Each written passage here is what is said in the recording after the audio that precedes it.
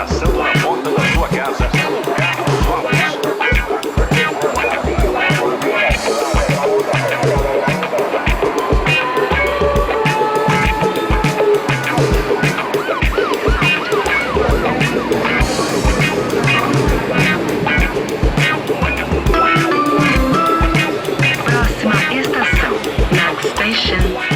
Passeando pelas ruas, debates e embates. Bom dia, boa tarde, boa noite para quem está ouvindo a gente do Passeando pelas Ruas, mais um episódio do nosso podcast. A gente tem aí hoje dois personagens ilustres da região de São Miguel que ou vivem ou trabalham ou fizeram suas análises, seus estudos, suas investigações, seus trampos aí pela região de São Miguel, na ZL, na Zona Leste de São Paulo. Duas pessoas que têm aí uma relação muito forte com o nosso bairro, com a nossa região muito querida de São Miguel. O Rogério Raí, ele é sobretudo um cicloativista do território de São Miguel Paulista, aqui na Zona Leste de São Paulo. Ele utiliza a bicicleta não apenas como meio de mobilidade, mas como um artefato político e cultural em suas ações. O Rogério, ele é idealizador do Pedale-se, uma empresa que articula história e ciclismo e que atua sobretudo no território aí de São Miguel e que nos seus roteiros apresenta essa diversidade social, política e cultural existente na história dessa região paulistana, né? O Rogério, ele é diretor administrativo também do Ciclocidade, que é a Associação dos Ciclistas Urbanos de São Paulo. Também é conselheiro da União de Ciclistas do Brasil, a UCB, coordenador do projeto Aro 60, sobretudo na campanha do Delivery Justo, e é membro do coletivo Ciclo Log Leste. Muitas das ações que o Rogério realiza são feitas também em parceria com instituições de peso, e acho que vale destacar o papel que o SESC tem nesse processo, e mesmo do Instituto Alana nas parcerias que o Rogério faz. Valeu, Rogério, por ter topado conversar com a gente. Obrigado todo mundo, olá, todo mundo. E é isso aí, vamos pedalar nessa estradinha aí. Valeu, obrigado, hein? E o nosso segundo convidado de hoje é o querido Paulo Roberto Ribeiro Fontes, mais conhecido como Paulo Fontes, né, que é um historiador formado pela FEFLESH USP, ele é mestre e doutor em História Social pela Unicamp. O Paulo Fontes foi professor da Escola de Ciências Sociais da Fundação Getúlio Vargas e da Escola de Sociologia e Política de São Paulo, além de professor e pesquisador visitante em diversas universidades nos Estados Unidos, Alemanha e Holanda. O Paulo Fontes também é professor hoje no curso de História da UFRJ, a Federal do Rio de Janeiro, e alguns dos seus temas de pesquisa estão ligados à história global do trabalho, como o sindicalismo, os movimentos sociais, cultura operária, migrações internas, urbanização. Não posso deixar de mencionar que o Paulo também é coordenador do Laboratório de Estudos de História dos Mundos do Trabalho, espaço que promove atividades de divulgação e extensão científica, como o podcast Vale Mais, o canal de vídeos Labuta, a série de vídeos Livros de Classe e a série de artigos mensais Lugares de Memória dos Trabalhadores. O Paulo também é autor do grande clássico, vamos dizer assim, né? Um Nordeste em São Paulo, livro que a gente vai estar guiando aí na nossa conversa de hoje, que vale mais a pena a gente falar um pouquinho mais sobre ele adiante. Valeu, Paulo, também por estar participando com a gente desse podcast. Bem, eu que agradeço, muito obrigado pelo convite, um prazer estar aqui com o Rogério. Vamos lá, estamos aí, estamos na luta. Muito bom. Bom, vamos começar aqui com uma perguntinha para os dois, e eu acho que a gente tenta pegar e fazer essa complementação de como que vocês analisam esse ponto de partida que é pensar São Miguel, né? Bom, vocês dois possuem como um dos temas centrais de atuação, seja de pesquisa ou de inserção profissional, o bairro de São Miguel Paulista. De onde que veio o interesse de ambos para estarem atuando na região de São Miguel? Paulo, por que você resolveu escolher o bairro de São Miguel, a região de São Miguel, e como que foi essa sua relação com o bairro? Rogério, por que você escolheu atuar com o Pedale-se, sobretudo nessa região, e de onde veio a ideia de unir história e bicicleta? Com vocês aí. Bem, eu ao contrário, eu acho, do Rogério e de muitos de vocês, eu nunca morei em São Miguel, né? Mas tinha uma relação familiar com o lugar. Meu pai é migrante nordestino, então enfim, tinha muitos amigos, alguns parentes que viviam lá, então desde criança eu frequentava com alguma constância o bairro, tinha amigos de infância, etc., mas não foi essa a razão, eu acho, pelo menos a razão consciente, né, para estudar São Miguel. Na verdade, quando eu trabalhei logo depois de me graduar, eu fui assessor, fui educador sindical durante um tempo e trabalhava no Sindicato dos Trabalhadores da Indústria Química de São Paulo. E lá no sindicato, enfim, tinha um bar, né, e um bar é um lugar para quem... Um bar é um lugar sempre muito importante. Nos sindicatos é um lugar ainda mais relevante. Toda sexta-feira tinha lá um sextou, né? Não falava assim na época, mas era um sextou, e tinha lá uma associação de aposentados, né? E eu adorava ficar ouvindo as histórias deles, era sempre muito cativante, e uma coisa que começou a me chamar a atenção é que quase todos eram migrantes nordestinos e quase todos eram de São Miguel, e quase todos tinham trabalhado na nitroquímica. Então eu comecei a ouvir as histórias que eles contavam sobre a nitroquímica, sobre São Miguel, e isso coincidiu também com o momento que eu estava prestando seleção de mestrado na Unicamp. A Unicamp é conhecida, ainda hoje é conhecida como esse lugar onde a história do trabalho é uma história importante, e eu comecei a ver que eu tinha ali um tema,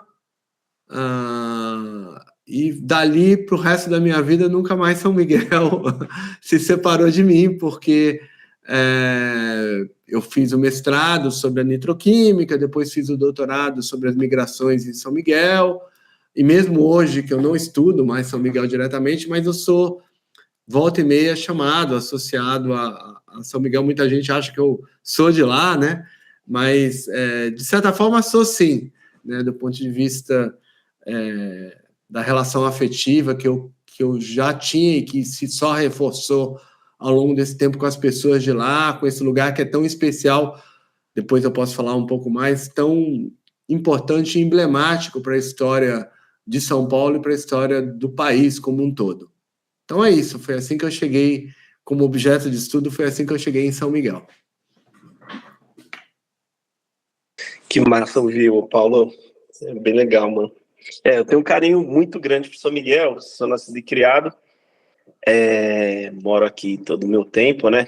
Eu falo São Miguel, mas também é Itaim, tá ligado? Tipo, Vila Curuçá, a gente vai passando por alguns pontos ali, mas podemos dizer que é tudo Ururaí ali, né? Bom, seguinte, como eu cheguei para trazer o projeto para lá, foi necessidade, mano. Na época que eu fui tentar desenvolver o projeto, eu era entregador, fazia entrega na região central, tinha abandonado o curso de História, eu estudava na Unifesp, e aí eu não consegui, mano, a academia não é para mim, eu não consigo, já vi que ia ter uma barreira, tá até falando pro Felipe, mas assim, eu ia sempre, lia o que eu podia, e gostava muito da história, né, então o que me barrava era a prova, trabalho, sabe? Mas, mano, eu absorvi demais, assim. Chegou uma hora que ficou insustentável, mano. Você precisa trampar também. E eu já tinha, não lembro se 27, 28 anos. E aí eu falei, mano, eu já não tô conseguindo ficar aqui e estudar. E fui trampar de entregador. E aí a relação com a bicicleta é muito forte também. Apesar de eu não estar na região do Jardim Helena, que é o bairro que mais pedala, eu tô na Vila Curuçá. E a bicicleta é um ponto de conexão. Eu tinha a bicicleta, que era um lance que eu gostava muito, e tinha a história. E aí eu quis abandonar o trampo de entregador, e o ano é 2018, estava muito difícil, gente. O trampo de entregador é um trampo que hoje pode-se dizer que ele está na base, tá ligado? Já foi o trampo de telemarketing. Não tô aqui colocando quem que é melhor ou quem que é pior, mas, mano, hoje é muito degradante o trampo de entregador, e ao ponto de que ele é muito importante, né? Ele é muito importante, ele é uma das bases, né? Hoje, pensando que a história do trabalho, até como o Paulo estava falando, hoje o motoqueiro, o entregador, o cara do caminhão é quem traz os produtos, né?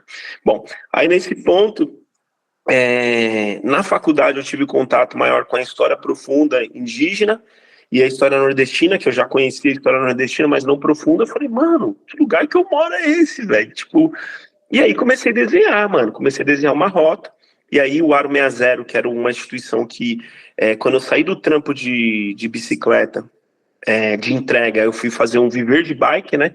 E lá, mano, desenvolvi a ideia do Pedales. Então, o nome Pedales já vinha de um tempo, né? Eu vendia bicicleta e tal, colocava inclusive lá na Feflash, não, lá no campus da USP lá, deixava lá no bandejão e colocava vende bicicleta. Aí alguém lá tirava toda vez, aí eu acabei tirando de lá e comecei a colocar na internet para vender. Aí, em vez de ser vence, aí coloquei Pedale-se. A galera acha que, desculpa o termo, que é foda-se ou alguma outra coisa, mas não, vem de vende-se, tá ligado?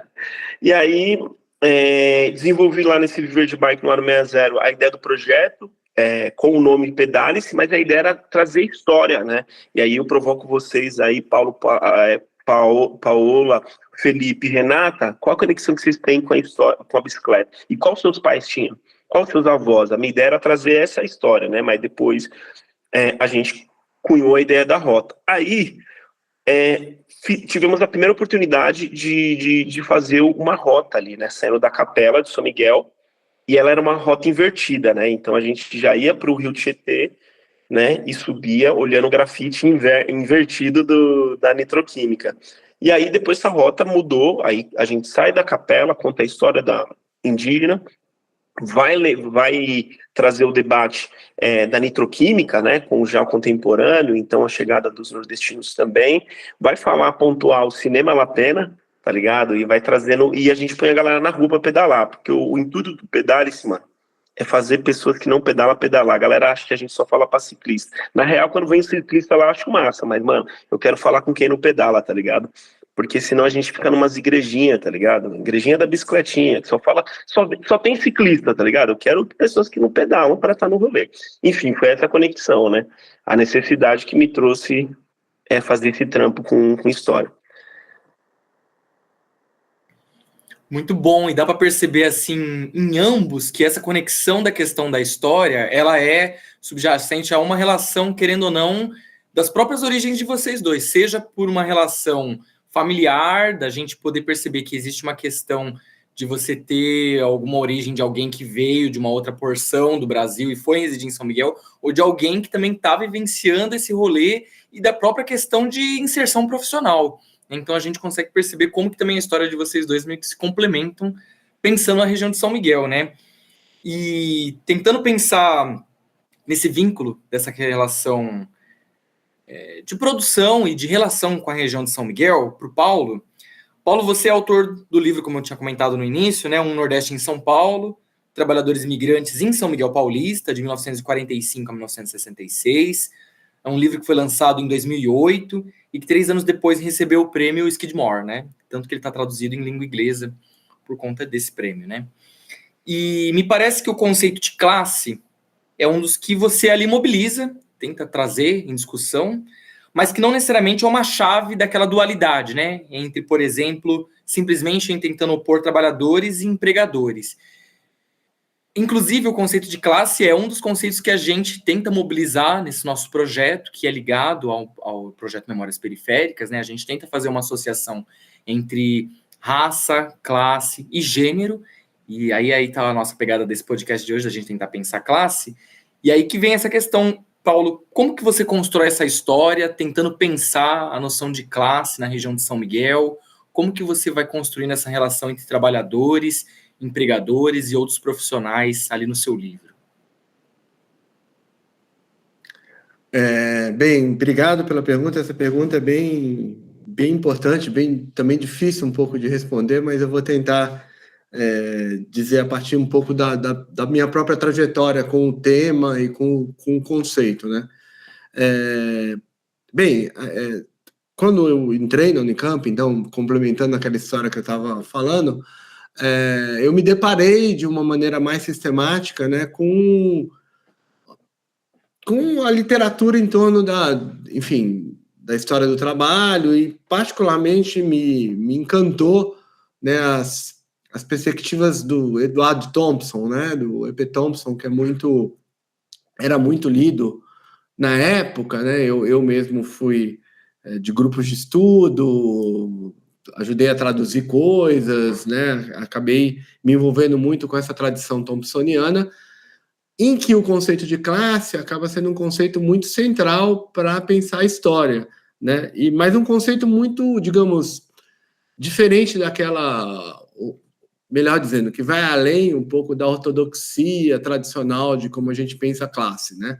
Basicamente, a gente pensa a tradição na historiografia, tentando ser bem breve, nas ciências sociais, não só na historiografia, nas ciências sociais como um todo, tem duas grandes tradições. A tradição marxista, mas de um marxismo que digamos, o mais conhecido de um certo marxismo muito ortodoxo, que pensa a classe apenas, digamos, nas relações de produção, né? Então, quem detém os meios de produção e quem não detém, então o proletariado e a burguesia, né, nessa dicotomia clássica do marxismo.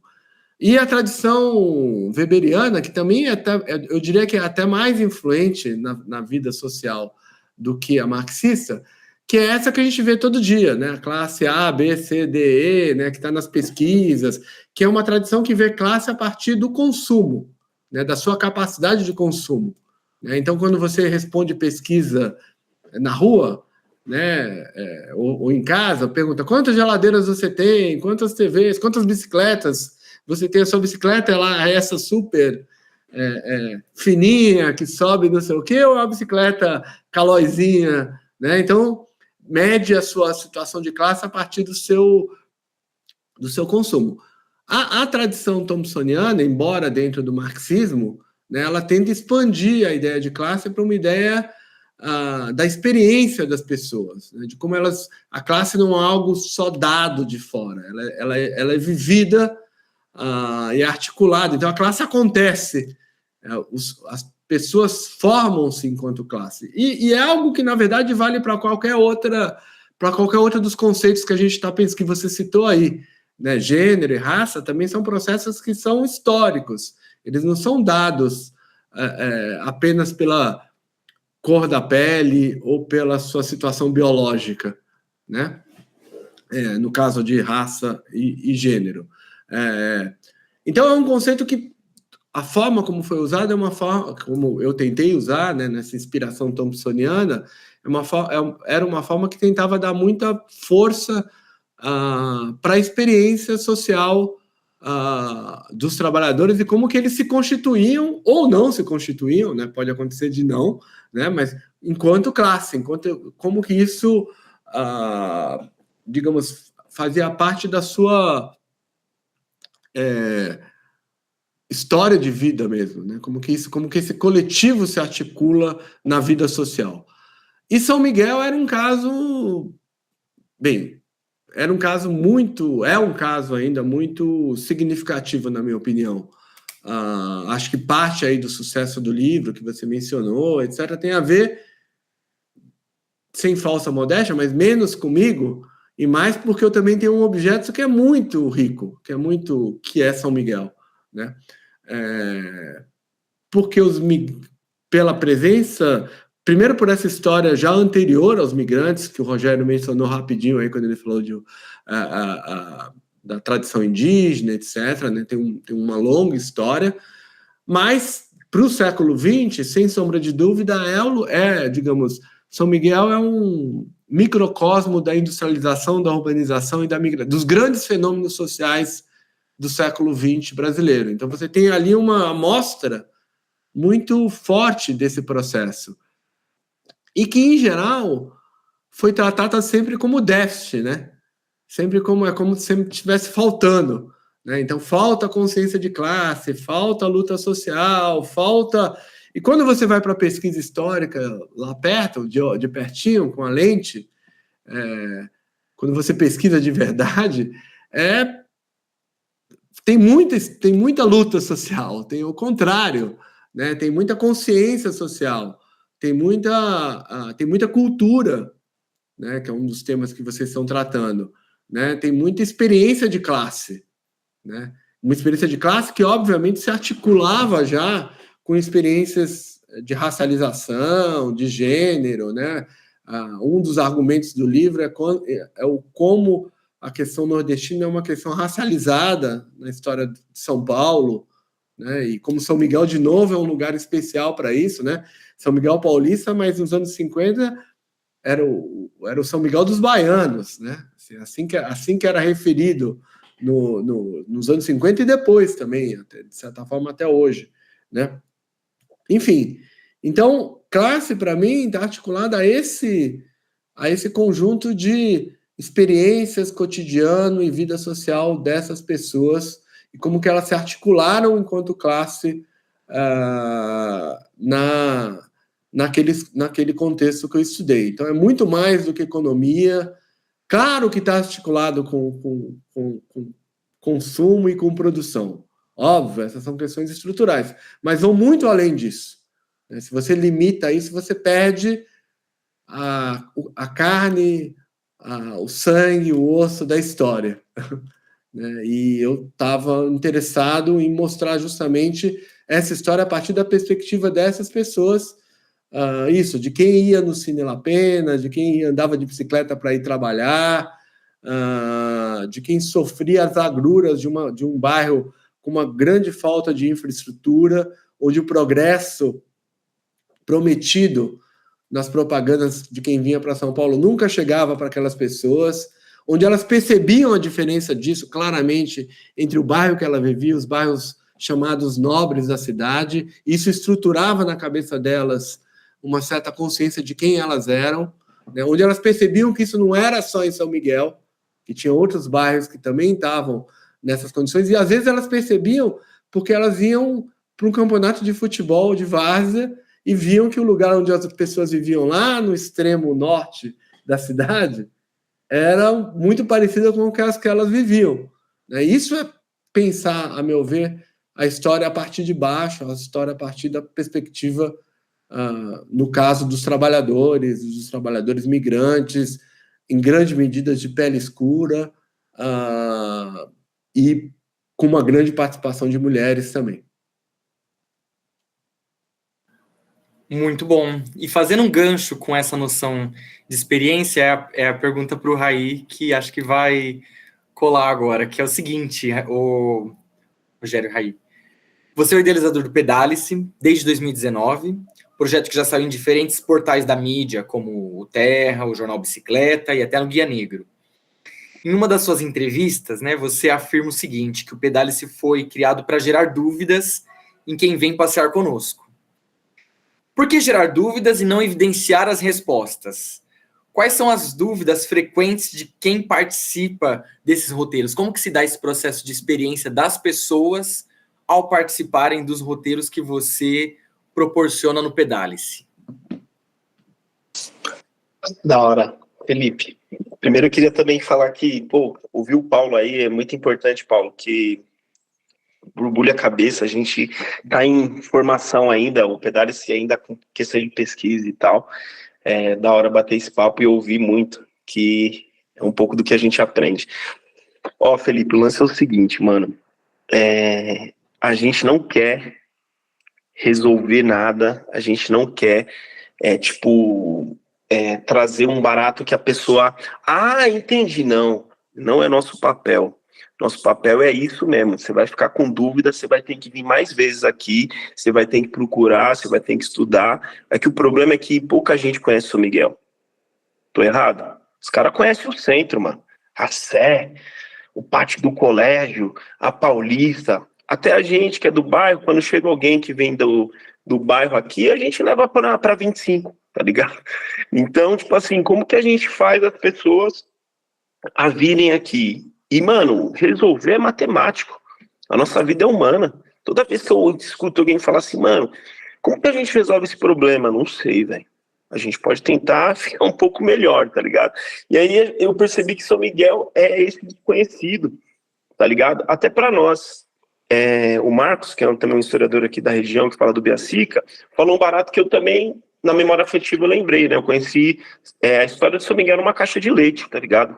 Eu também lembro disso, que eu tomando café, eu vi, eu falei, putz, aqui São Miguel, uma identificação muito grande. E aí, quando eu vi isso, eu falei assim, putz, mano, a história do Marcos é um pouco parecida com a minha, tipo, você começa a ter identidade. Então, quando a gente vai fazer o rolê do Pedales, vem muita gente de fora, pouca gente do bairro, essa que é a verdade, tá ligado? Começa já por aí. Começou no movimento de vir muita gente que não sabe muito pedalar, porque esse é o nosso papel. A gente conta uma história, mas a gente quer fazer a galera pedalar e quer pôr as pessoas na rua para pedalar. Isso é um desafio enorme, porque o bairro, ele é tido com a Marechal Tito, né? Então, a entrada de São Miguel só tem duas, se vocês lembrarem. Vindo por uma rodovia e vindo pela Avenida São Miguel. Você só entra assim no bairro, tá ligado? Então, e ele é muito violento, o trânsito. Então, colocar as pessoas para refletirem sobre esse monumento, essa história de 1560 e poucos, como já tem dado de 2019 falando, estudo de 2019, vi na contemporaneidade ver uma fábrica que, se eu não me engano, Paulo, tinha quase 8 mil pessoas, né, trabalhando lá. Cara, a gente tá falando da década de 30, 40, isso é muito grande.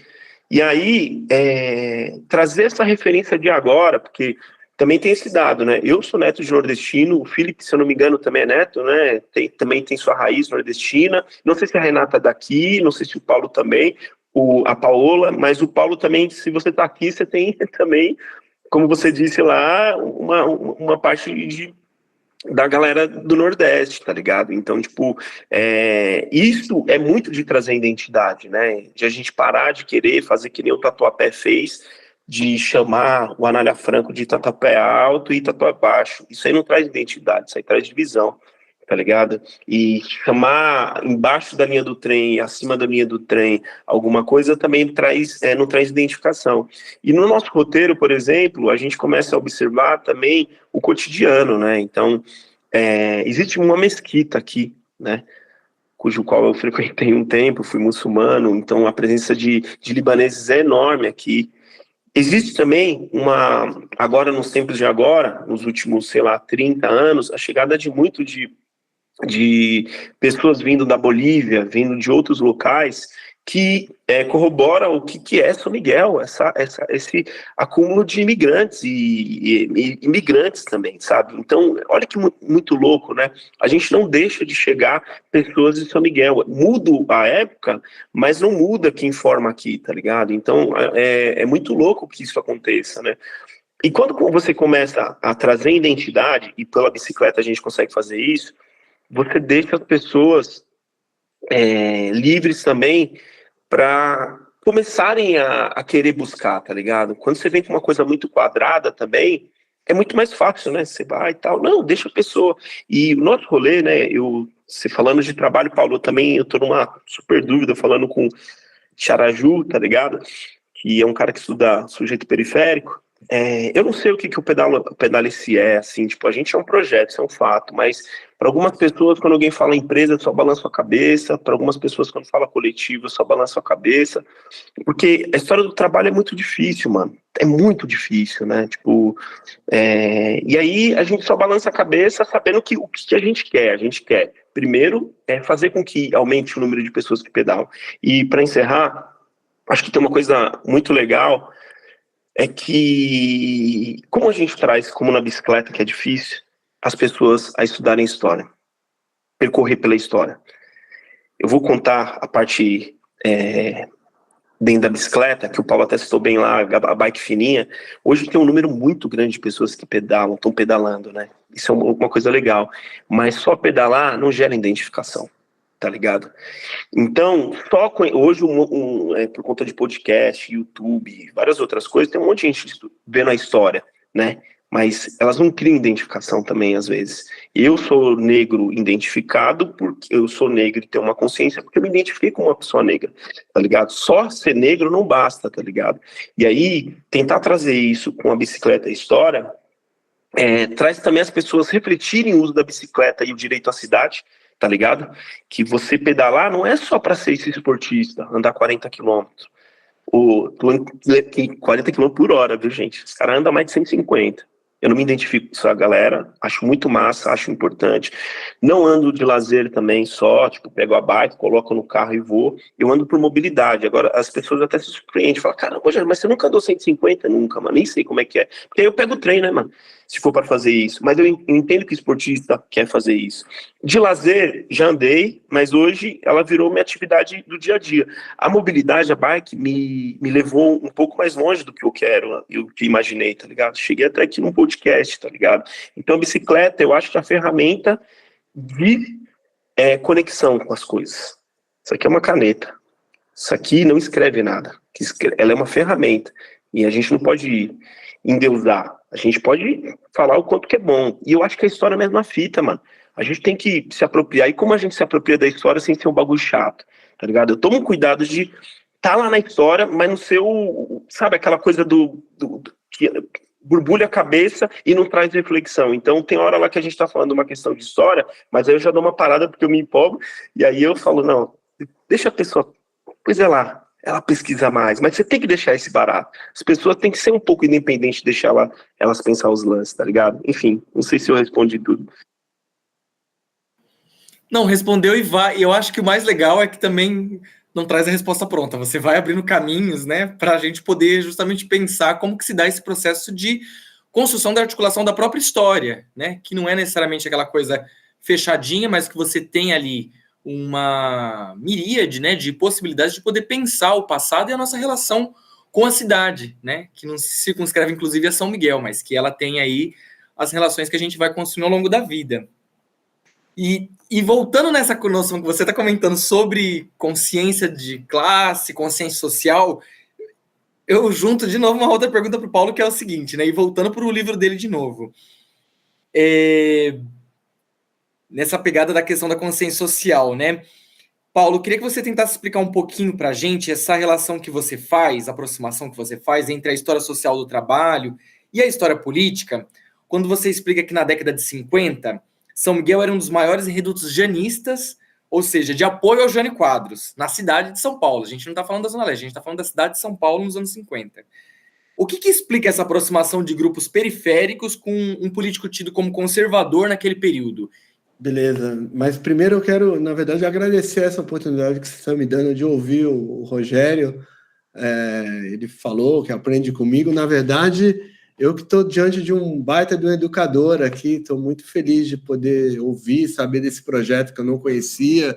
Depois vou querer saber mais. Muito obrigado por ter me proporcionado essa chance. Muito legal mesmo ouvi-lo e, enfim, saber dessas questões todas esses projetos todos que ele tem tocado. E também a visão como ele pensa a história, pensa o direito à cidade, enfim. Obrigado mesmo. Bem, Felipe, acho que assim, tem que contextualizar um pouco essas coisas para a gente não cair numa certa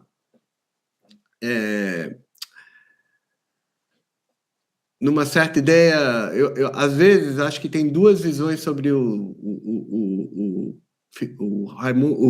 Rogério falou aí de sujeitos periféricos, né, que é um termo bastante contemporâneo. A própria ideia de periferia é um termo que só se populariza nos anos 70, né? Quando o período que eu estudei, as pessoas não falavam periferia, embora já existisse o termo, mas não era um termo tão popular, tão difundido como se tornou posteriormente, né? Então, eu acho importante a gente prestar atenção nessa coisa dos nomes, né? Como que os nomes eles vão sendo apropriados, reapropriados, mas eu digo isso porque tem uma certa visão muito dicotômica, né, que ou coloca as pessoas pobres, trabalhadoras, periféricas, populares, num lugar muito romantizado, em que elas são, por definição, progressistas, conscientes, sabem de tudo, ou coloca num lugar só de déficit. Elas são ignorantes, elas não têm consciência, Essa dicotomia, eu acho ela uma dicotomia muito equivocada. Ela é uma dicotomia muito comum na esquerda, inclusive, né? Ou de um lado, que é uma visão romântica, que olha a periferia, gente que às vezes nunca botou o pé na periferia, nunca viu Mas mesmo que põe o pé, não vou dizer só que é uma questão de elite, não. Muita gente na periferia também tem essa visão, digamos, romântica, que por estar lá tem que ser quase um Che Guevara, né? Ou uma visão que por estar lá só tem déficit, não tem educação, é ignorante, não sabe dos seus direitos. Bem, isso é ahistórico, né? Isso é essencializar os sujeitos sociais, né? Os sujeitos sociais estão na história e eles estão lidando com a história da forma que eles podem em contextos diferentes. No caso específico da tua pergunta, né, tem dois aspectos que eu acho que é importante. Primeiro, no final dos anos 40, quando acaba a Segunda Guerra Mundial, São Miguel é a nitroquímica em São Miguel são as células mais importantes do Partido Comunista. O Partido Comunista tem um breve período de legalidade ali entre 45 e 47, né? E São Miguel o Partido Comunista tem a maior votação em São Miguel. A célula da nitroquímica, os números variam, mas falava-se 1.000 trabalhadores nessa célula, que é um número absolutamente espetacular, né? São Miguel foi visitada por figuras como Luiz Carlos Prestes, né? Tem toda essa coisa dele ter ido almoçar no restaurante da nitroquímica, por Jorge Amado, que tem uma crônica sobre São Miguel, eu cito no meu livro, né? Onde ele inclusive fala como São Miguel lembrou a eles as cidades do interior da Bahia, né? O costume das pessoas botar a cadeira na porta, etc., para conversar no fim da tarde, e é visitada, e é um núcleo onde o Carlos Marighella tem a sua maior votação, vai fazer campanha. O Marighella é eleito pela Bahia, mas ele, justamente porque São Miguel tinha essa população nordestina muito forte, você verem, tanto Jorge Amado quanto Marighella vão, entre outros, eu estou falando esses porque são os mais famosos hoje, o Marighella está na moda, enfim, é por isso que eu estou falando. Mas, então, você poderia perguntar, mas, poxa, como é que São Miguel sai de um lugar onde o Partido Comunista é tão forte para 5, 6 anos depois o Jânio ser uma figura forte no bairro? Eu não vejo essa contradição tão grande. Primeiro porque o Partido Comunista é colocado na ilegalidade, né? Ou seja, você não pode votar no Partido Comunista, né? Segundo, você não podia votar no Partido Comunista, né? Segundo, o Jânio, quando começa, assim, o Jânio, obviamente, é uma figura política controversa, que vai ser marcado pelo conservadorismo, mas ele começa como um certo paladino da periferia, né? Ele aproveita-se muito bem desse lugar de ausência, né? De ausência do Estado, de ausência de infraestrutura, e desse descontentamento popular com a ausência do Estado, da infraestrutura, com a ausência do chamado progresso, para usar a expressão da época, né? E o Jânio faz campanha em cima disso. Então ele se torna e além disso, tanto como deputado, como vereador, como deputado e como prefeito, as primeiras campanhas do Jânio, ele está no espectro, digamos, mais progressista. O Partido Socialista apoia o Jânio, os setores católicos mais progressistas do Partido Democrata Cristão também apoiam o Jânio. Eu não estou dizendo que o Jânio era alguém de esquerda, etc., mas ele está nesse campo naquele momento, tá? E está com um discurso muito forte de defesa de coisas concretas para essas pessoas. Então, se a gente superenfatiza a ideologia, a gente perde a noção de que o voto das pessoas é um voto principalmente em torno de questões concretas, né? O que aquele político pode fazer por mim, não no sentido clientelista só, mas no sentido concreto. E vou dizer mais, a classe média, progressista, toda engomadinha, também vota assim. Ela não gosta de dizer isso, mas ela também vota assim. E não tem nenhum problema votar assim, o voto é para isso. é para a defesa dos seus direitos, dos seus interesses. Eu acho achar que você vota só por ideologia é uma coisa de diretório de centro acadêmico de universidade. Eu falo na boa, porque eu também fiz isso, não sei o quê, mas assim, mas não é assim que as pessoas comuns votam, não é assim que meu pai nunca votou assim. E esse voto pode ser volátil, às vezes ele pode ser de um lado que a gente não gosta, do ponto de vista político. E paciência, assim. Claro, a gente pode lutar para mudar, não estou dizendo que ideologia não é importante. Não é isso que eu estou dizendo, a ideologia é muito importante. Só estou dizendo que às vezes as pessoas analisam o voto popular de uma perspectiva que eu diria que é elitista. Tanto elitista de direita quanto elitista de esquerda. Tá? É mais difícil a gente lidar com o elitismo da esquerda. Né?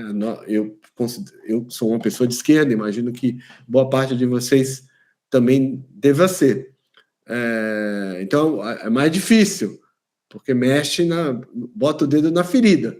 Então, eu não vejo contradição. No meu estudo, eu tentei fazer, na verdade, é um estudo de história social que se interessa pela política, porque a política era importante para as classes trabalhadoras ali. Né? No momento, ela não era algo tão distante, tão ausente, e eu tento fazer, na verdade, o que eu chamaria de uma história social da política, né? Mostrando como, não a política só como algo externo, mas como aqueles atores também tentaram, muitos deles, entrar na política, entender, agir politicamente, né? Aquele é um momento rico para isso, os anos 50. Então, assim que eu respondo, não sei se eu consegui responder, mas é assim que eu responderia um pouco a sua questão. Não, eu acho muito bacana isso também, porque a gente consegue, inclusive, romper essa ideia dual, né, enquanto um espaço ligado com os operários, ligado com a classe trabalhadora, que tem essas relações entre trabalhadores e empregadores e tudo mais, mas que todos eles têm também diferentes posicionamentos políticos e que não se concentram necessariamente com uma vertente política, né? Dá para perceber, por exemplo, que, inclusive, eles têm esses diferentes posicionamentos políticos e, ao mesmo tempo, também existem você mesmo acabou de mencionar, né, que existe uma classe média vivendo ali também, que às vezes a gente não traz em perspectiva, tentando pensar essas regiões mais periféricas, se a gente usa esse conceito mais atual, né, que não tão usual nos anos 40, 50, 60, né. Rogério, queria perguntar para você, ainda voltando para essa questão, muito da questão da mídia e a relação que existe com a bicicleta, né. Diversas matérias jornalísticas já registraram que São Miguel e esses bairros próximos, né, como você tinha mencionado, né, como o caso do Jacuí, o Parque Paulistano, sobretudo o Jardim Helena, né, são tidos, entre muitas aspas, como a região que é tida como a Amsterdã de São Paulo, né, esses conceitos que quase sempre fazem uma associação como se fosse o dito melhor com a Europa, né, enfim. Me parece que, ao mesmo tempo que é uma romantização dessa associação, há também um desconhecimento social, né, por parte dessa mídia, que faz com que essa região paulistana seja uma que priorize o uso da bicicleta por diferentes razões. E acho que você já apontou algumas questões, mas eu queria que você tentasse aprofundar um pouco isso, né? Como que você enxerga essa relação do uso da bicicleta nessa região e como que isso é discutido nos seus roteiros? Massa. Cara, esse lance da Amsterdã é muito louco, né? Porque se tivesse estudos e dados suficientes, e a própria sociedade faz muita incidência sobre isso, de tentar trazer dados, porque, por incrível que pareça, a CT deveria ser outra coisa, né? Ela deveria estar só... Que é o que ela faz, né? Ela só cuida de carros, ela não tem nada a ver com transporte, né? Não tem nada a ver com trânsito em geral, né? Ela não vê a mobilidade ativa. E aí cai nessa ideia, a gente poderia desbaratar pelo menos uns cinco países, eu não sei dizer, mas alguns lugares da Europa que é tido como que pedala muito, né? Porque aí que tá, a gente não tem infraestrutura, tá ligado? Isso é básico, mano. Contar um caso rápido que aconteceu uma vez, a Ciclocidade fez um workshop e convidou a CT de São Paulo, convidou várias outras CTs pelo mundo, né, as capitais, Londres, Nova York, México, para provocar mesmo, né? E aí, como que vocês fazem para contar ciclista? Cara, e casos assim, absurdos, né? Londres falou assim, como assim? A gente conta. Mas aí, como vocês fazem para contar a periferia? Ué, não periferia em si, mas o lugar mais distante e tal, a gente conta. Aí México falou uma coisa incrível, que eles têm uma escola relacionada à bicicleta. E o Paulo, que está na universidade, está ligado ali, você vai ver, Paulo, não tem muito bicicletário. Vocês, não sei se você tem realidade com escolas de ensino médio, não tem bicicletário. Aliás, não tem bicicletário em lugar nenhum. Só vai ter na CPTM que você está dizendo o que você quer. Para que tem aquele bicicletário? Pra você trabalhar. Agora, se você quiser ir em São Miguel e guardar sua bicicleta e consumir qualquer outra coisa, você não tem. Nem os estacionamentos de carro aceita bicicleta. Olha que maluco isso. Esse dia eu fui deixar lá, eu falei, eu tava fazendo uma pesquisa e tem mais de 30 aqui na região de São Miguel, né? Aí eu falando pro cara, amigo, vocês aceitam a bicicleta para guardar? Aí o cara olhou e falou, não tem espaço, mano. Mano, não tem espaço. E tinha várias vagas, ou seja, ele só vê aquele espaço pro carro, né? E o carro tem esse espaço. Quando você olha pra rua, a rua é muito maior do que uma calçada, quando tem calçada na quebrada. E aí, voltando para esse elemento, né, dentro da bicicleta, e aí um ponto que é interessante, perguntaram para Nova York como que ele fazia, né, e eu achei que Nova York deveria ser muito louco, né, tipo, dinheiro, não tem grana, a gente só tem 8 contadores, a diferença é que a gente põe marketing, né, então a gente fala assim, quanto custa um carro por ano? Quanto custa?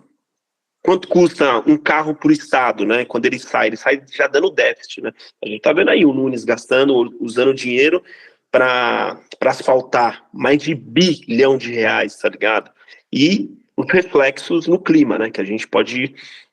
Só que não temos que ficar nessa questão, e legal que o Paulo disse isso, né? Tipo, de romantizar e demonizar. A bicicleta aqui nesse território, principalmente no Jardim Helena, acontece por 3 motivos. Sim, por questões geográficas, né? De relevo, mas não é o principal. É a oferta de ônibus que não tem. Como tem do outro lado da Marechal. É um IDH baixo, tá ligado? Porque esse papo, eu até estava vendo um artigo muito legal que fala sobre isso, uma bicicleta é um carro a menos, não é verdade, tá ligado? Porque Higienópolis tem metrô, ônibus, táxi, Uber, para lá, né? Não tem problema de parar. Meu amigo, os caras têm 2 carros, velho. Perdidos também. Você entende? Então não tem nada a ver. A gente é carrocrata, mano. O cara olha o carro do cara e sabe que o cara acendeu, velho. Pelo uso do carro, mano, sabe? Tipo, aqui na vila tem agora parou um pouco, mas tinha uma época que se chamava, e o Fernando do Golfo Vermelho? O Fernando do Polo, sabe? Você fala pelo carro da pessoa, tá ligado? E é isso. Quando a gente vai falar da bicicleta, eu tomo um cuidado enorme, porque bicicleta é conexão. E mostrar para as pessoas que você saiu e vai pro mercado de bicicleta é super possível, mano. Você diminui mesmo, tá ligado? Mas não dizer que ele tem que ir lá pro centro da cidade, mano, trabalhar e voltar de bicicleta. Essa ideia fica pros românticos de Pinheiros, mano. Tem muito mais ciclovias, tá ligado? Que vão pro Itaim Bibi de bike. Isso é legal, você consegue, mas uma pessoa que sai daqui, ela vai e ela pega o trem lotado, e essa é a minha teoria. Por que a gente vai pro centro? Eu queria uma resposta mesmo. Por que a gente tem que ir pro centro? Tá ligado?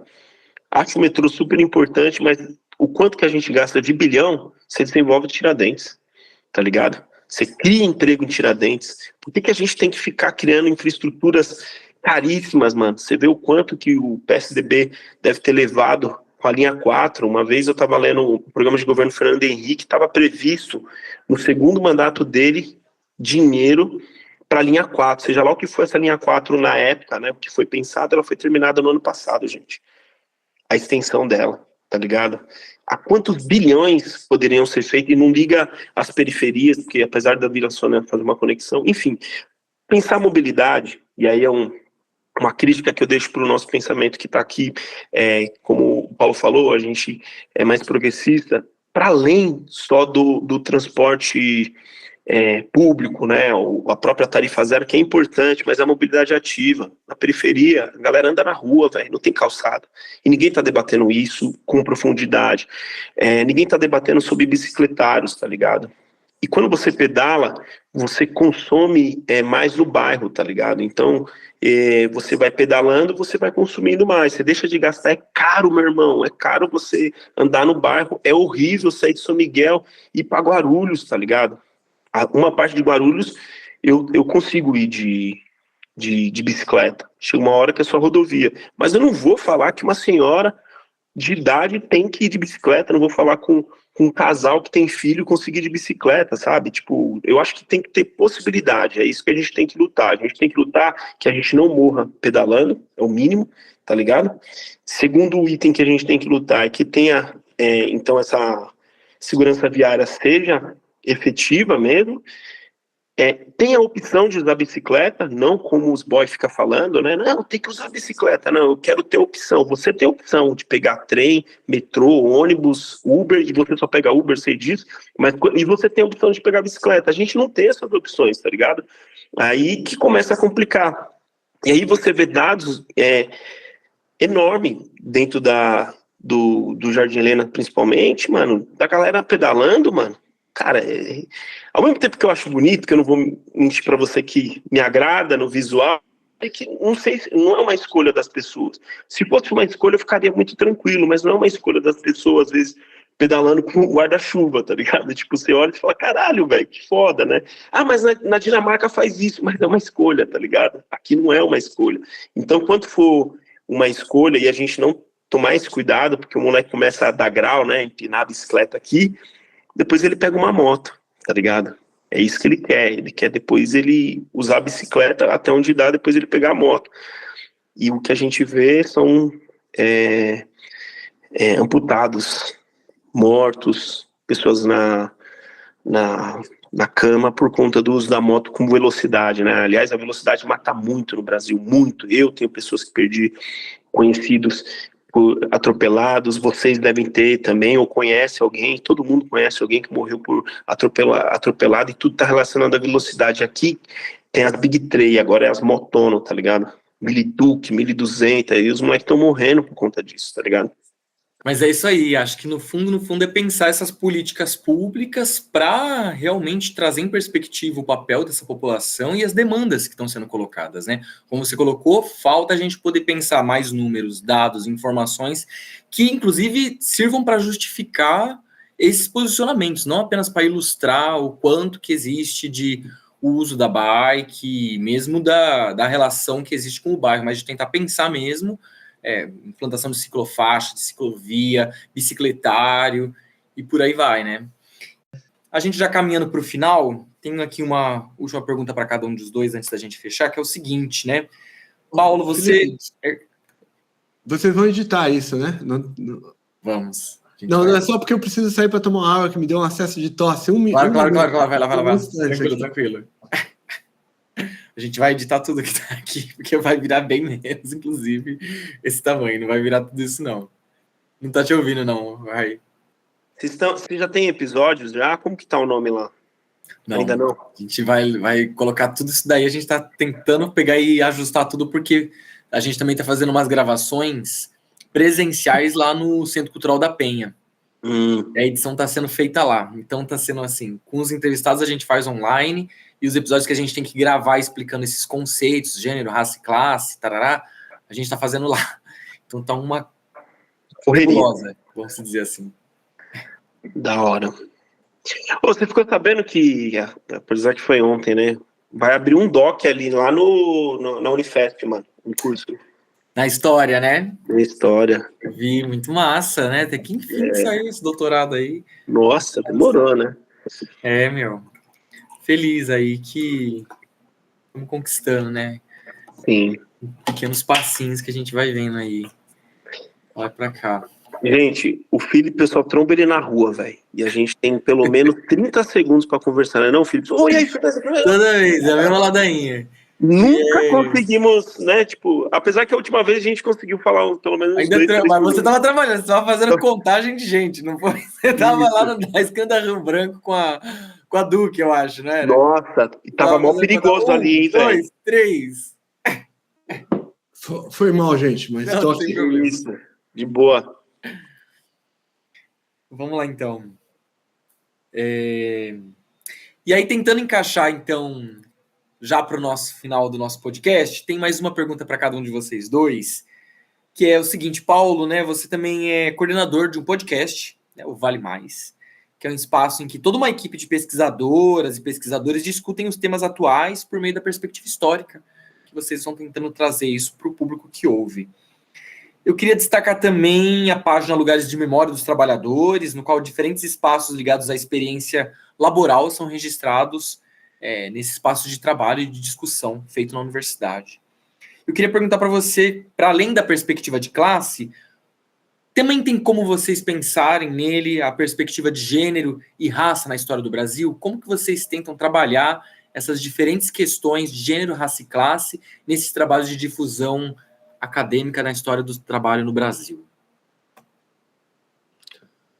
Bem, obrigado pela questão, porque permite eu falar um pouco do Lente, né, do laboratório, do portal que a gente tem lá no Laboratório de Estudos de História dos Mundos do Trabalho da UFRJ, esse portal que eu coordeno, que é lente.org. Então, já aproveito e faço a propaganda aqui, né? Soletra Lente para a gente, por favor. Oi? Soletra Lente para a gente. Vou soletrar LEHMT.org,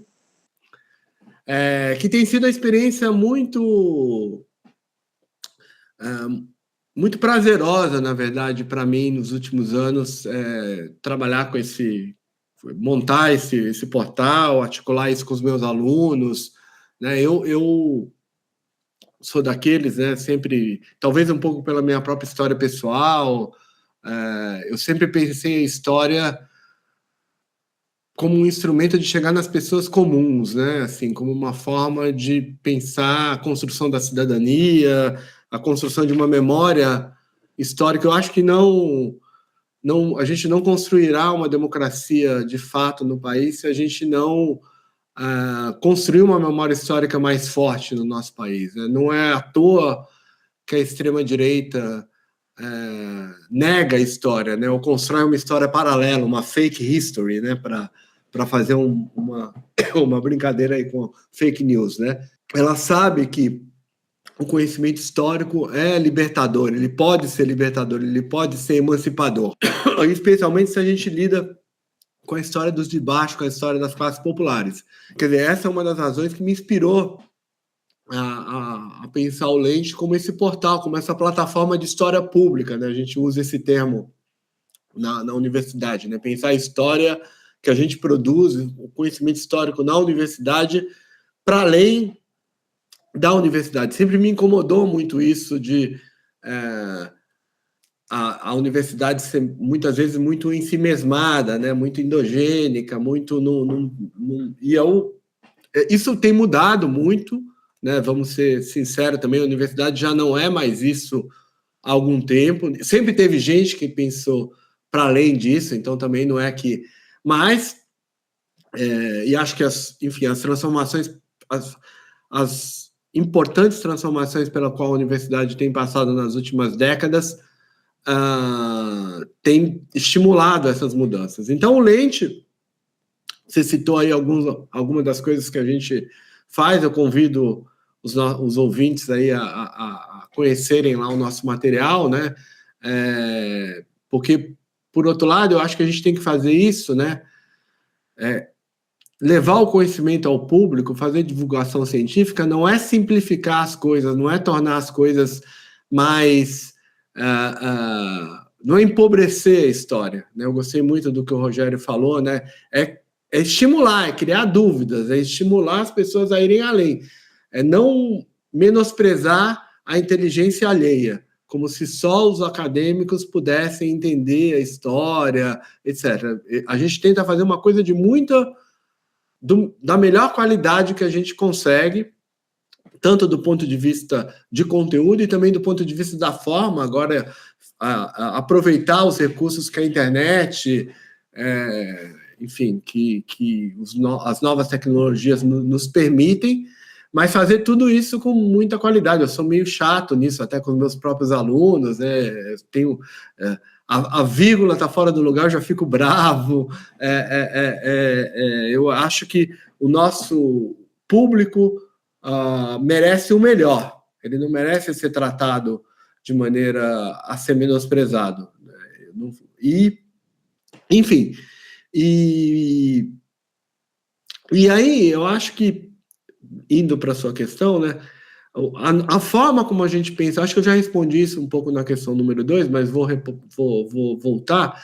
A forma como a gente pensa a história do trabalho, a história das classes populares no Brasil, não dissocia essas várias identidades que você citou. Aí, no caso, gênero, classe, raça. Eu diria que a gente pode falar de outras também, né? No Brasil, a origem regional é uma coisa muito importante. Num país com essa dimensão, essas coisas também cruzam, né? Eu acho que essas dimensões elas estão muito articuladas, né? Às vezes as pessoas tá na moda usar o termo intersecção, mas eu acho que às vezes tem o uso desse termo que é muito colocar essas coisas em caixinhas. Então você tem a caixinha do gênero, a caixinha da classe, a caixinha da raça, a caixinha não sei o quê. Eu acho que essas caixinhas às vezes atrapalham a gente, né? Às vezes elas tornam esses processos pouco históricos, porque na vida social das pessoas, as pessoas são muitas coisas. Elas são negras, ciclistas, filhas de nordestinos, moradoras de São Miguel, católicas, de esquerda, ou elas não são... Quer dizer, os cruzamentos identitários, eles são muito variados, e a gente tem que perceber isso quando a gente está fazendo história, quando a gente está atuando. O nosso laboratório tenta articular essas dimensões todas, claro, quando elas são relevantes para os casos que a gente está estudando, né? E eu acho que, portanto, a gente tem tentado, sim, tratar as dimensões, no caso, as dimensões de gênero e raça, como dimensões muito relevantes para pensar a história do trabalho, né? A gente tem enfatizado muito isso no nosso trabalho. Eu diria que a gente corre um risco agora, viu, Felipe, só para encerrar, que é quase o oposto, né? Se durante muito tempo uma certa visão, especialmente na esquerda, no campo progressista, de classe, acabava por um pouco aplastrar, um pouco apagar outras dimensões identitárias, eu acho que a gente pode correr o risco de hoje acabar invertendo um pouco isso, que seria muito ruim, né? Pensar nessas outras identidades apagando uma dimensão de classe que, a meu ver, continua sendo uma dimensão vital para a gente pensar a história, para a gente pensar a transformação social, para a gente pensar a democracia. Ainda mais num país com as características que o Rogério estava nos lembrando aqui, né? Então, enfim, a gente tem tentado pensar um pouco nessa linha que eu estou dizendo. É claro que quando a gente está pensando nessas dimensões, a gente está pensando historicamente, e se a gente pensa no contemporâneo, né, a gente também pensa num contexto que o mundo do trabalho também mudou muito, tem muitas transformações, isso também precisa ser levado em conta. O Rogério estava contando aí da importância, por exemplo, dos entregadores para a classe trabalhadora hoje em dia, né? E das dificuldades também da própria autoidentificação dos próprios entregadores como classe trabalhadora, né? Você tem um discurso neoliberal muito forte que tenta transformar o entregador de comida no empreendedor, que é um negócio absolutamente maluco, mas vamos ser sinceros aqui, esse discurso cola. Ele não é um discurso... Não está aí à toa, ele cola. Certo? Eu tenho certeza que o Rogério conhece muita gente que acredita que é um empreendedor, estando ali no Uber, estando ali ralando numa bicicleta horas e horas a fio, né? Quer dizer, a dimensão da exploração da desigualdade no nosso país, ela precisa estar, e da desigualdade social, que passa fundamentalmente por uma questão de classe, ela precisa ser enfatizada o tempo todo. E acho que pensar a classe numa perspectiva que articula gênero, que articula raça, que articula etnia, origem, articula a várias dimensões do ser humano, a meu ver, é fundamental para a gente pensar a história, para a gente pensar o futuro. Muito bom. E acho que é isso, né? A história não fica concentrada no passado, né? Ela tem aí uma perspectiva de tentar pensar o nosso presente e o nosso futuro, inclusive, da gente tentar ver essas bases do conhecimento histórico. E, Raí, para a gente fechar, em seus roteiros, você não parece desenvolver necessariamente um roteiro linear, né? Como você já meio que já apontou isso, né? Que você faz um roteiro inverso, parte da fábrica vai para a capela, então também ele não necessariamente é cronológico, né? mas, ou seja, você também não parte da colonização para chegar no século XX, você busca complexificar as relações dos agentes da história. E aí, a partir desse conflito, da tensão, da negociação, são temas que parecem que estão presentes nos seus roteiros, né? Como que você aborda essas relações que existem entre o próprio processo de produção do bairro, a própria relação da população, seja ela feminina, dos grupos indígenas que não existem necessariamente mais na região de São Miguel, da população negra e dessas outras complexidades que o próprio Paulo colocou agora nos seus roteiros? Como que você aborda isso? Então, eu acho que é um pouco isso. A vida é um caos, né? Tipo, a gente não tem como... a gente tenta colocar uma linearidade agora, né? Agora a gente tem meio que um roteiro ali, porque tem tempo as coisas, então a gente tenta... Senão, mano, fica 6 horas pedalando. Eu adoro, né? Mas tem uma galera que não vai curtir tanto. Então o que a gente tem feito e tem dado certo é contar como que é um cotidiano. Eu ganhei bicicleta. Não sei, Felipe, você ganhou? Você é morador de Jardim Helena, né? Você ganhou, Paulo, bicicleta, quando mais novo? Renata, você ganhou? Ganhou. A Paula não sei se ganhou, mas as mulheres não ganham bicicleta, normalmente. Porque ela não vai se expandir geograficamente. O moleque conhece a rua, o bairro dele através da bicicleta. Eu conheci, fui para as esquinas, fui para o final do meu bairro. Isso é uma expansão geográfica. As mulheres já não têm. Então a gente já pega esse recorte de muitas mulheres acima de 20 anos, acima de 25 que não sabem pedalar. Então a gente comenta sobre isso. Aí a gente comenta também sobre as questões raciais, né? A galera que se veste, né, como ciclista, normalmente eles são a classe média. Hoje já tem um número grande de pessoas pretas que pedalam também dessa forma. Mas o trabalhador que faz grande parte dos deslocamentos, que sai a gente do Oliveira e vai para Hagia Bischoff, às vezes ele vai pedalando porque tá caro e é demorado o ônibus, tá ligado? Então a gente já faz esse recorte dessa ideia também, tá ligado? A gente traz essa ideia de que a população preta é uma das populações que mais pedala. Também é a população que mais pega transporte público, tá ligado? Então a gente vem no debate sobre a mobilidade. E aí a gente vai descendo e pegando essas questões. Já de um tempo eu fico pensando sobre um rolê chamado Pedal dos Malês, que a gente já está formado, já essa ideia e tal, a gente só está querendo colocar na rua, mas já está feita. Por isso que eu falo que o Pedalice é um projeto e até queria comentar um lance que o Paulo falou, que eu acho que é importante, e a relação de trabalho está nesse grande debate mesmo, tá ligado? O que é um empreendedor? Às vezes as pessoas me colocam nisso, às vezes eu até falo sobre isso, mas eu falo para quem quer ouvir às vezes, tá ligado? Porque o que eu sou é trabalhador, mano, eu sou um trabalhador, é isso que eu sou. É que existe uma questão que é muito foda, é que assim, eu não aguento mais, mano, trabalho desde os 11, tá ligado? E o mundo de agora não tem mais trabalho. E essa ideia do empreendedor, que é a questão de classe, realmente está pegando, Paulo, aqui no bairro, na região, porque é isso que se vende em todo quanto é lugar. E o cara não quer mais, mano, também ficar entre uma fábrica, às vezes você pega um Uber que você tá trocando ideia com o cara mano, o cara trabalha 14, 15 horas, mano. Pô, que loucura, velho. O cara trabalha 14, 15 horas, muito, mas mesmo assim, aí você vai trocar ideia com ele e fala assim, não, é que eu trabalhei 12 anos numa máquina e tal, e hoje o cara sai com essa falsa liberdade de ir lá para a Zona Sul, Zona Oeste, pegar trânsito, e isso traz uma ideia de liberdade.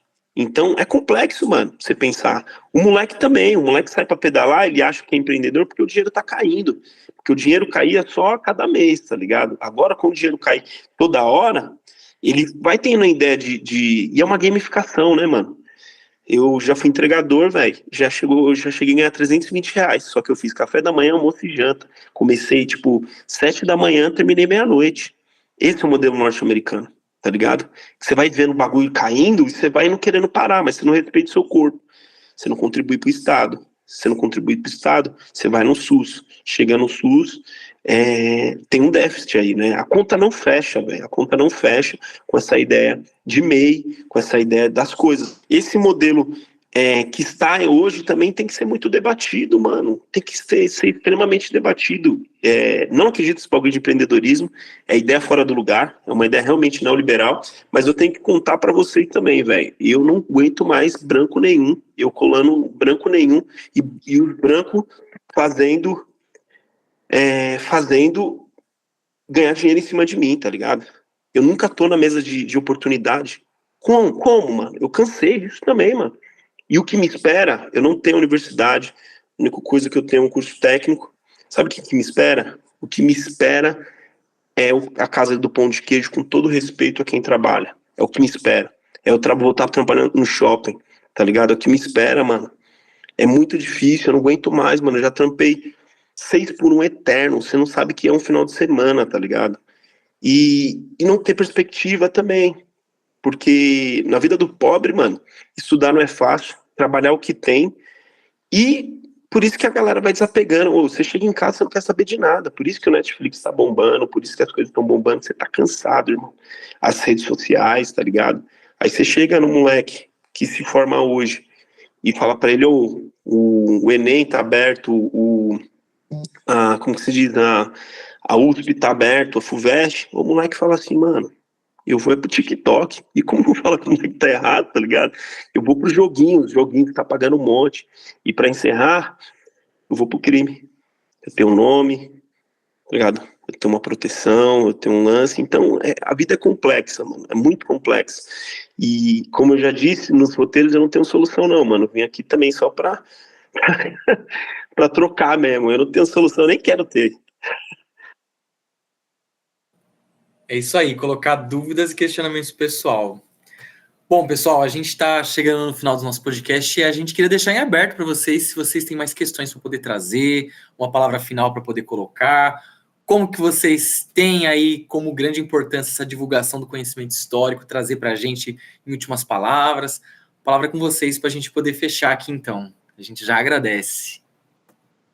Não, eu só queria agradecer a oportunidade, foi muito legal estar aqui nessa conversa com vocês, ouvir Rogério, assim, essas últimas palavras deles foram incríveis, tem muito a ver, eu acho, com as discussões de experiência que eu estava falando agora há pouco, né?